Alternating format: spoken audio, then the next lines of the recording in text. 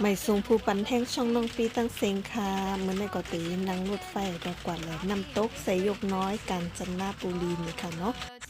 ในก็เป็นครั้งแรกตีไรนั่งรถไฟก็มาแหลมน้ำตกนี่ค่ะเนาะก็มากันแหลมไปจ้อมกันค่ะเหมือนในอ่อน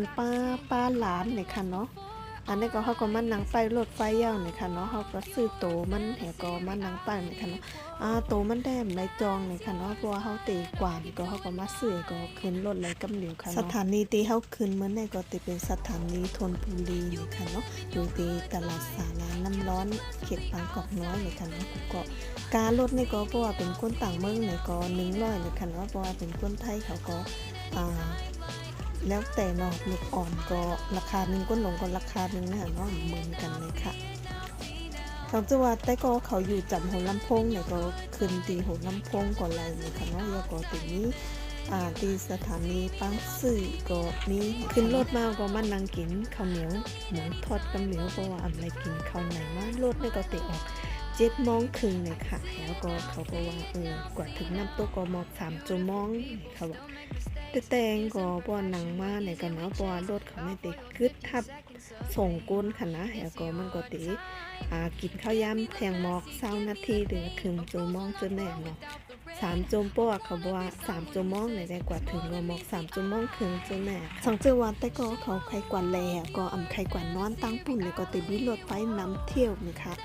แต่มีตีหัวลำโพงเนี่ยค่ะเนาะเพราะเขามาซื้อตั๋วซื้อตีสถานีธนบุรีก็ซื้อตั๋วบันไลเนี่ยค่ะเนาะแต่ว่าเลยกว่านางตีหัวลำโพงอันนั้นได้ติเป็นรถไฟนำเที่ยวไม่ได้เขาก็ติอ่อนกว่าหลายตีเนี่ยค่ะว่าใครกว่าเลยจอมรถไฟนำเที่ยวเนี่ยก็ต้องจองไว้วงหน้าเนี่ยค่ะเนาะพอกึ่งกลางกับซื้อก็ติมาเลยนั่นแหละเด็กอันนี้เนี่ยค่ะเนาะต้องจองไว้วงหน้าอีกหนึ่งนะคะอันนี้ก็ออกมาก็ติเริ่มหันเข่าติดๆก็ค่ะคือก็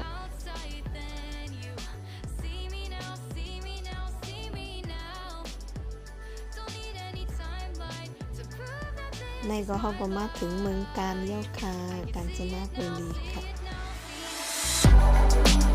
You'll be living your good life. Catch a glimpse of the outside, then you see me now, see me now, see now.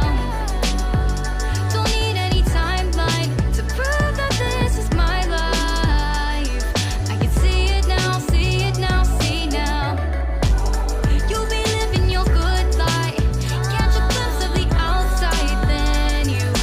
see me now, see me now, see me now. Don't need any timeline to prove that this is my life. I can see it now, see it now, see now. Life in a world that keeps changing. Think that it's progress you're making. Copy and paste pretty faces all the time. Pictures so perfect we play through. Only cause you set up the angle. Web that you we've got. ในก็เข้ามาถึงสะพานแม่น้ำแควใหญ่ย่อนะคะอันนี้ก็ติดเป็นตีแหล่แทงตีหนึ่งตีนักท่องเที่ยวเขาบอกเก่งมากเลยนะนี่ค่ะสังเจอว่าใครมาแหล่กันในกล้วยเนี่ยก็นั่งรถไฟก็มาลงกันในกวนไรในคณะยอก็เขาก็กวาดเลยย่อมาจมอง2 ชั่วโมงซึ่งในก็รถไฟเนี่ยย้อนกลับมาก็เขาก็นั่งรถไฟเนี่ยก็เมื่อขึ้นใน See me now, see me now, see now. Don't need any timeline to prove that this is my life. I can see it now, see it now, see now. You'll be living your good life.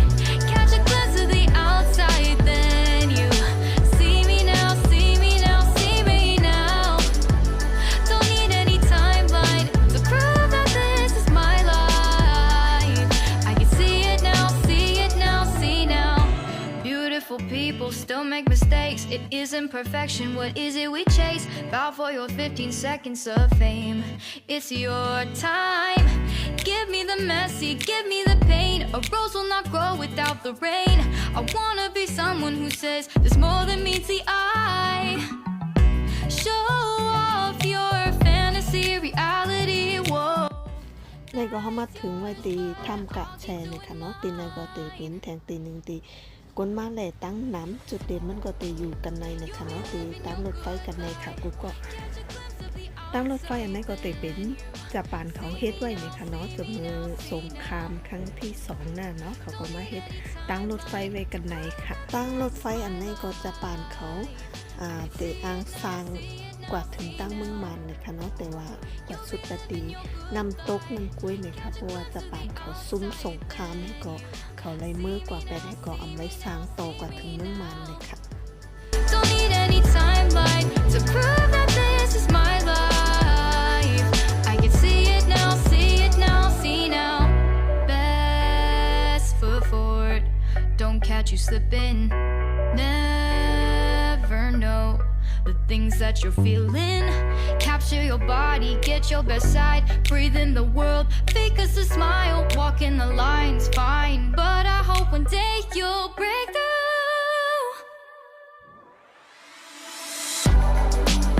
You'll be living your good life. Catch a glimpse of the outside, then you see me now, see me now, see now. Don't need any timeline to prove that this is my life. I can see it now, see it now, see now. You'll be living your good life. Catch a glimpse of the outside, then you see me now, see me now, see me now. มาถึงน้ำตกเยาวคาเพราะเขาถึงกันในย่าเนี่ยก็เขาก็ลงมาก็ตีนั้นยะรถ2แถวกำเดียวในถนนรถ2แถวนี่ก็เขาก็ตีกว่าตีน้ำตกในขณะรถไฟอันเขานั่งมาเนี่ยมันมาถึงที่น้ำตกกำเดียวขนาดเขาต้องนั่งรถ2แถวมาแถบเลยค่ะการรถกอนึงก็20 บาทในขณะกำในเขาก็ตีกว่าตีน้ำตกกันค่ะ Got us tangled, caught in what's before our eyes. Show off your fantasy, reality. Whoa, that's yours, but I'll keep doing mine. You'll be living your good life. Catch a glimpse from the outside, then you. เพราะว่าเขาไปขึ้นมาเนี่ยเขาเต็มมายากใส่รถไฟมือกูปอกคือเพื่อตั้งเนื้อในค่ะเนาะตั้งเนื้อในก็เต็มมีรถตั้งรถไฟค่ะแล้วก็รถไฟอันนำเที่ยวในเต็มมากึดถึงกันในค่ะนะเพราะว่าเขามากึดยากเนี่ยก็เขาก็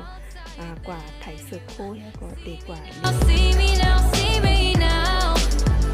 Don't need any timeline to prove that this is my life. I can see it now, see it now, see now. Beautiful people still make mistakes. It isn't perfection. What is it we chase? Bow for your 15 seconds of fame.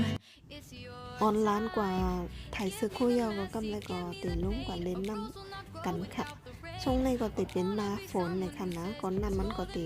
ขุนอีกหนึ่งอ่ำบอสใส่ในค่ะเนาะกูก็แต่ว่าเมื่อได้ก้นขึ้นน่ะนะคะเพราะว่ามันเป็นวันอาทิตย์ในค่ะเนาะ I'll keep doing mine.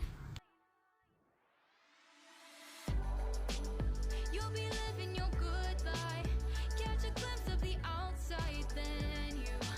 หลังจากเขาเล่นน้ำเยี่ยวกับแม่ก็มาเป็นเสื้อผ้าเขาตั้งไตในค่ะเนาะตั้งไตในก็ติมีของขายจะในนำในคณะกูก็เสื้อโค้ทจะในก็มีเนาะของกินจะในก็มีกูเมียงเนี่ยเสื้อโค้ทจะในก็ชอบจะว่าเผาตีมาแหลกก็อะไรเอาเสื้อโค้ทมาจะในก็มาซื้อกันในก็ไรในค่ะเนาะแต่มีขายอยู่นะคะ